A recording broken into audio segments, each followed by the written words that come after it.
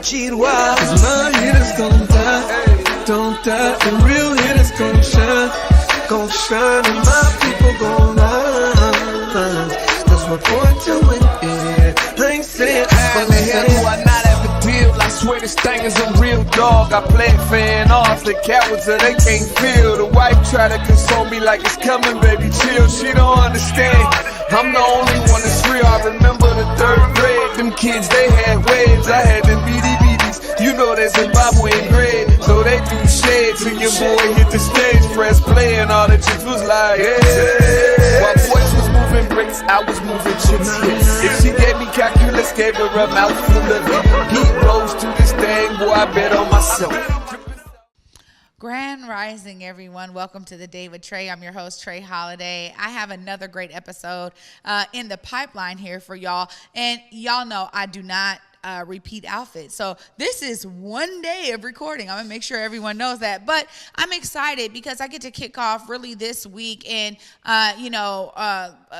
months ago, Kalana Barfield Brown was in town. She is one of my best friends from childhood and continuing into our adulthood. And I'm so grateful that this week y'all will start seeing some promos kind of clipped out here because she was able to come right here and sit with me in my living room set and share so much of her story. So I'm excited that y'all will get to see that later on this week. But of course, I'm also excited because Yusef Seevers is in the building today, and he's going to be telling me all about his role as Sweeney Todd in Sweeney Todd, the musical, going on at Fifth Avenue Theater. So y'all know when I can talk theater, it's on and popping. But of course, it is the top of the show. So it's a great time to tag and share the stream. That's right. Go ahead, tag and share the stream with folks you feel could benefit from a daily dose of dopeness right here on the Day with Trae. And if you cannot watch our TV show here, don't worry, we do have you covered because you can listen to us anywhere you find your favorite podcast. Just search Converge Media Network and the Day with Trae. Y'all will find me on Google, Spotify, iTunes, SoundCloud, Apple Music. I don't know whichever one is your favorite. There's like 200 something platforms. I don't know them all, but whichever one is your favorite, y'all can search for us and find us there. Shout out to all of y'all who are sharing the stream and the podcast. I got to tell you, I am beyond appreciative of you. But before I drop some gems with Yusef, I'm actually really stoked because this week for me is a very important week. As I shared with you there with Kalana Barfield Brown, sharing her story, and many of you may know her. And if you don't, you can find her popping somewhere on Instagram. I'm telling you, because she is someone who has always been known in fashion here, growing up here in Seattle, and just took the fashion world by storm globally. And now she's a major influencer in fashion. She worked her way up through InStyle magazine, and she shares all of that with me. And so we'll be dropping that phenomenal special on y'all this week. And again, I'm excited because when we have the opportunity to uplift the brilliance that is brewing right here in the Pacific Northwest, right here in Seattle, when they come back and bring their brilliance back, it's just great to be able to have this platform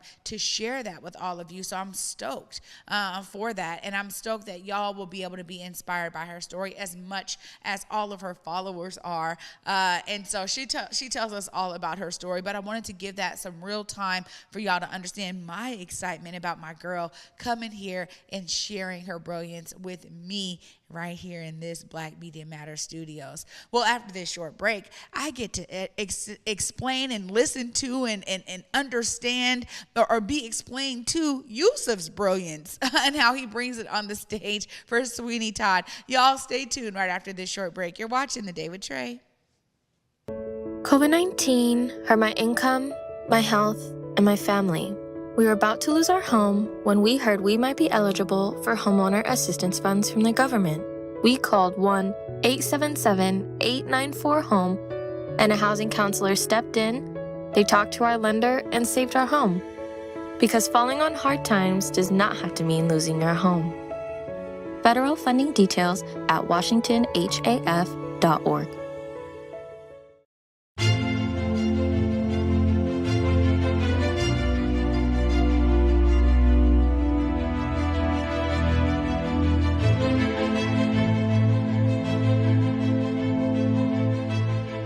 Basically, fam, believe in giving. Like, we have to be willing to give more, and people seem to always think giving means money, but nah, bro. It's like you can give time, you can give understanding, you can give access, you can give a listening ear and an open heart.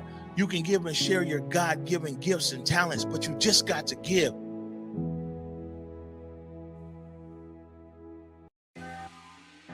What's up, everybody? You know, me and Besa, my girl, we had to pull up to Market Street Shoes once again, y'all. And you know, we do this every season. We have to get the new shoes, the new boots, and this time I even got a coat. Yeah, no, you did walk in without a coat. I really I'm glad did. you found one. But their boots were on point. Yes, the boots, the bags. I even grabbed a flannel. Yeah, you did. You know, and I was able to get some hats and everything. I was really impressed.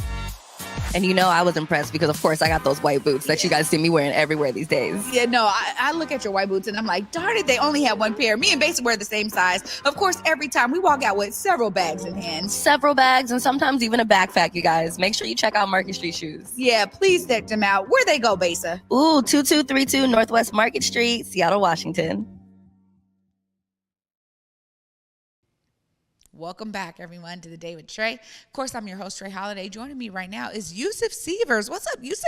What is happening? How's it going? It's good. You got a nice radio voice too, huh? Thank you. Yes, indeed. Well, I'm going to assume because you're playing Sweeney Todd, the lead character in this musical, that you also probably have an amazing musical voice as well. Yes. Just give us some of your background, the history, because I'm living for it. A black Sweeney Todd. Come on, tell me more. Yes. Well, first, I am so grateful and honored to be in this space and to not only talk about Sweeney Todd, but to sort of amplify the value and the power of seeing live theater, especially coming back from a world in which we were denied that option for an extended period of time. I think it's really important to just amplify how important it is to see live performance of all kinds.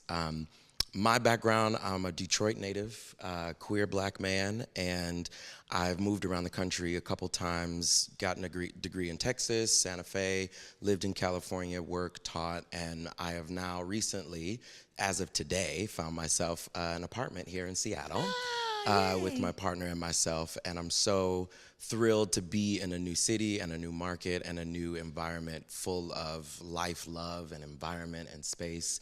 And so being a part of the Fifth Avenue Theater and being a part of this particular production of Sweeney Todd has been an incredible gift and an incredible opportunity to create something unique, something clear, something cultivated, and something quite grotesque. Yeah. There are very few spaces in which we can embrace the things that we often like to hide.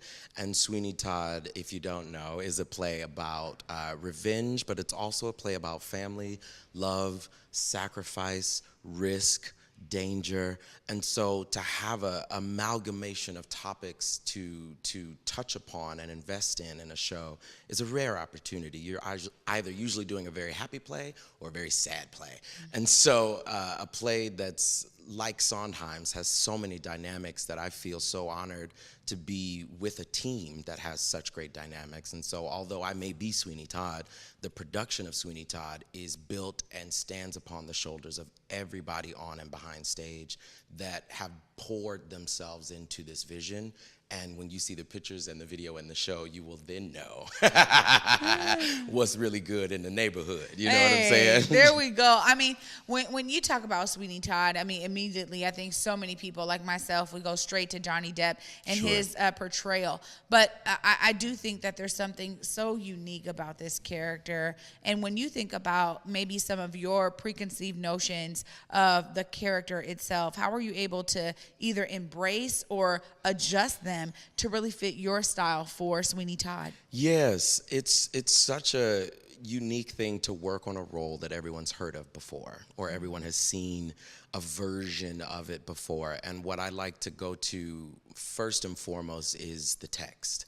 I am a rigorous academic when it comes to my research and when it comes to actually looking at the story and sort of doing my work to strip my preconceived notions about what I believe this story is supposed to be or what I've seen this story be told as.